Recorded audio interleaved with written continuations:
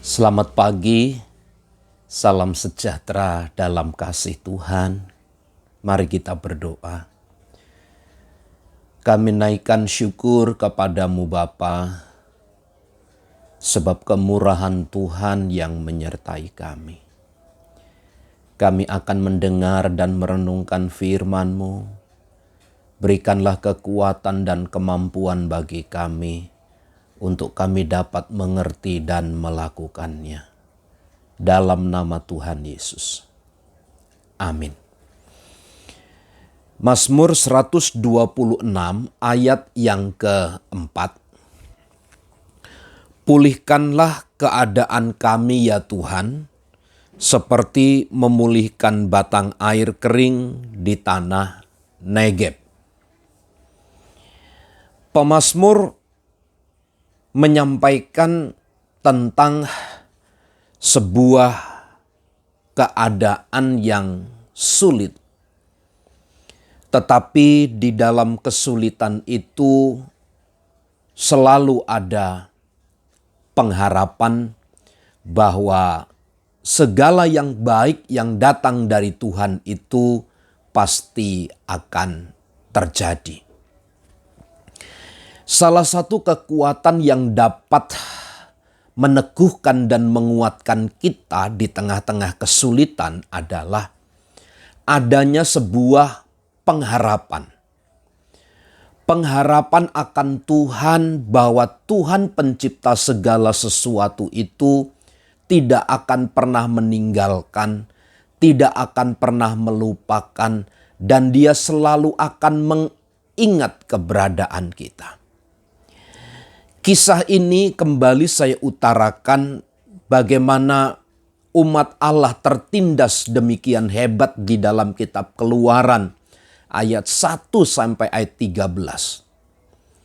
Bagaimana mereka ditekan habis, bagaimana mereka menghadapi kesulitan yang besar. Mereka ada di dalam pembuangan, mereka ada di dalam perbudakan yang kejam. Waktu-waktu mereka terbatas, tidak ada waktu untuk pribadi. Tidak ada kesempatan untuk dapat membangun relasi satu dengan yang lain, selain daripada bekerja dan beraktivitas untuk menguntungkan pihak lain.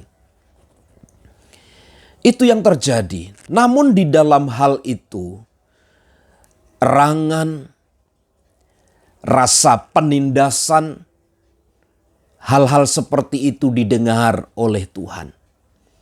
Dan Tuhan melihat dari sorga tentang keberadaan umatnya.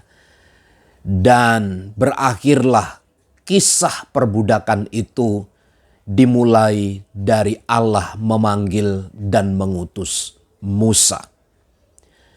Bapak Ibu Saudara, terlalu banyak pernyataan Alkitab bahkan pemazmur, dia seringkali katakan tidak selamanya orang benar itu menderita dan dilupakan. Tidak selamanya orang yang mengasihi Tuhan itu akan berada dalam tekanan. Tetapi ada satu masa, ada satu kesempatan di mana kita akan mengalami pemulihan.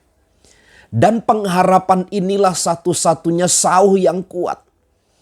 Pengharapan ini adalah satu-satunya penunjang untuk melewati semua kesulitan kehidupan. Satu kali ketika Tuhan Yesus dan murid-muridnya menyeberang di Danau Galilea, mereka berhadapan dengan angin sakal. Angin itu membuat gelombang yang hebat sehingga perahu itu ditimbus oleh gelombang. Tetapi kita melihat begini, tidak berhenti sebatas perjalanan mereka ditimbus oleh gelombang.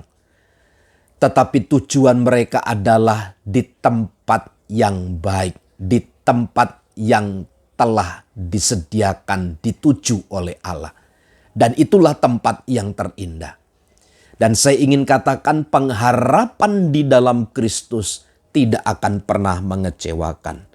Itu sebabnya doa dari pemazmur, pulihkanlah keadaan kami ya Tuhan, seperti memulihkan batang air kering di tanah Negeb. Tanah Negeb airnya kering, atau mungkin oleh karena kemarau, oleh karena hal-hal yang lain.